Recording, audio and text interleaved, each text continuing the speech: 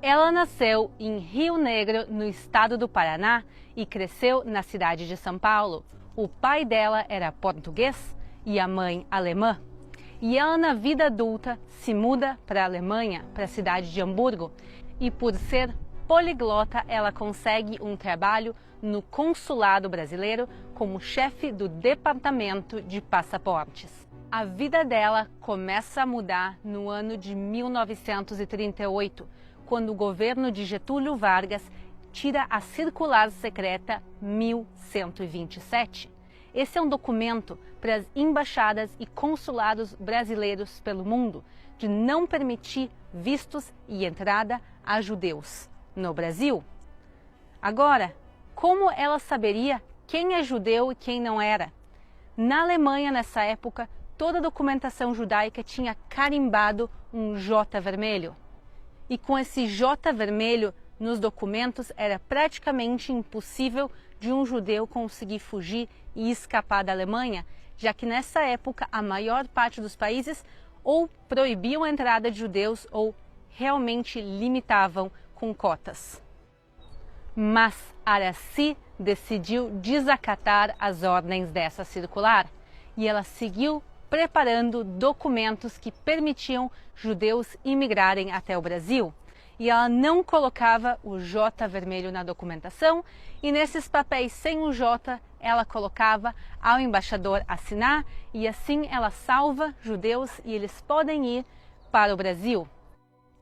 E a vida de Aracy mais uma vez vai ser mudada em 9 e 10 de novembro de 1938, quando acontece o Kristallnacht, a Noite dos Cristais. Essa vai ser uma noite de ataque organizado contra a comunidade judaica. Dezenas de judeus vão ser assassinados, centenas de sinagogas vão ser queimadas e milhares de judeus vão ser deportados da Alemanha para a Polônia, onde nos anos seguintes também a maioria vão ser assassinados. Aracy vê tudo isso acontecendo e ela encontra Margaret Levy, uma judia que precisava de ajuda, precisava de um lugar para se esconder. E Aracy abre as portas da própria casa dela. Ela não só provavelmente salvou a vida de Margaret, como ela estava colocando a própria vida dela em risco, já que isso era contra as leis alemãs da época.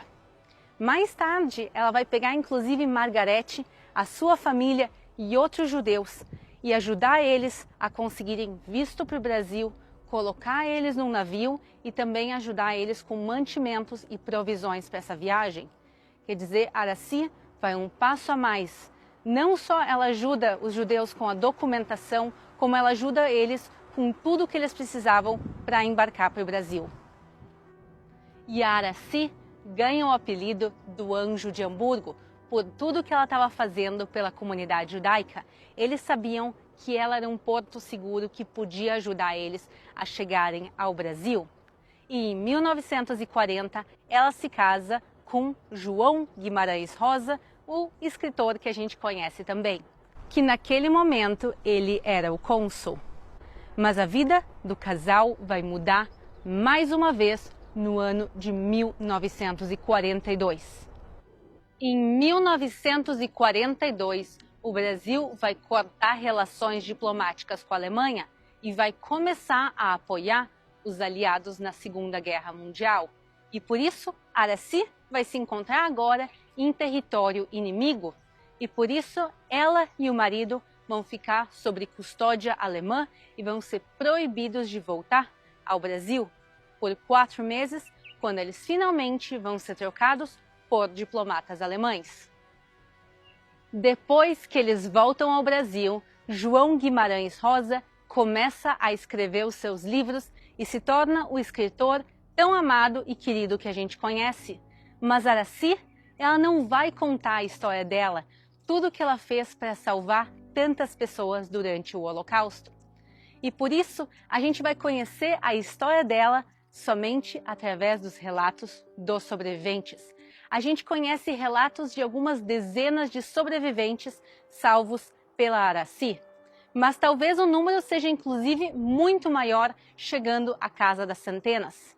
Mas apesar de toda a humildade dela e de ela não ter contado aos 4 cantos do mundo tudo que ela fez, a homenagem que ela recebeu é muito merecida. Ela foi escolhida para ser uma justa entre as nações. Esse é um título dado oficialmente pelo Estado de Israel e pelo Museu do Holocausto. Por isso, quando a gente caminha aqui em volta, a gente vê essas paredes com os nomes dos justos entre as nações. Essas são pessoas que salvaram os judeus durante o Holocausto, sem ganhar nada em troca e colocando as suas próprias vidas em risco. E aqui, entre esses milhares de nomes, a gente tem 2 nomes brasileiros. E vamos agora juntos ver eles. E aqui a gente consegue ver o nosso Brasil. A gente consegue ver aqui 2 nomes. O primeiro é o embaixador Luiz Martins de Souza Dantas. Essa é uma homenagem muito merecida, mas aqui a gente consegue ver a Aracy de Carvalho Guimarães Rosa, o nosso anjo de Hamburgo. E por isso, no dia de hoje, eu quero fazer essa homenagem a Aracy, ao Dantas e aos outros milhares de justos entre as nações. E é importante a gente se lembrar que mesmo nos momentos de maior escuridão, a gente pode trazer um pouco de luz para esse mundo. Mesmo nos momentos mais terríveis, a luz segue existindo. E por isso eu quero terminar o dia de hoje em um lugar muito significativo, no Memorial das Crianças. Então venham comigo.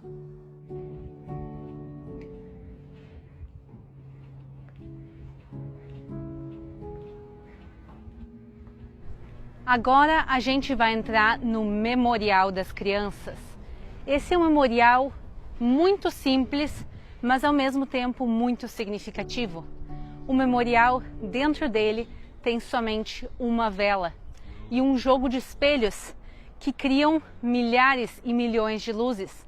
A gente vê quanta luz se pode tirar de uma vela e quanta luz pode se criar de cada ser humano. Quanta luz poderia ter vindo a esse mundo se cada uma dessas crianças não tivesse sido assassinada? Dos 6 milhões de vítimas do Holocausto, 1,5 milhão foram crianças. E por isso eles merecem a homenagem deles aqui. 12 years old, Romania. Chaim Friedman, 17 years old, Belarus. Feige Kionki, Bat-9, Rússia. No judaísmo existe uma expressão que diz que quem salva uma vida é como se tivesse salvo um mundo inteiro. E Aracy fez exatamente isso. Ela salvou mundos inteiros.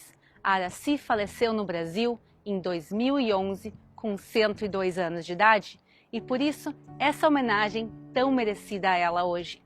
Um abraço, muito obrigado por assistirem e a gente se vê na próxima.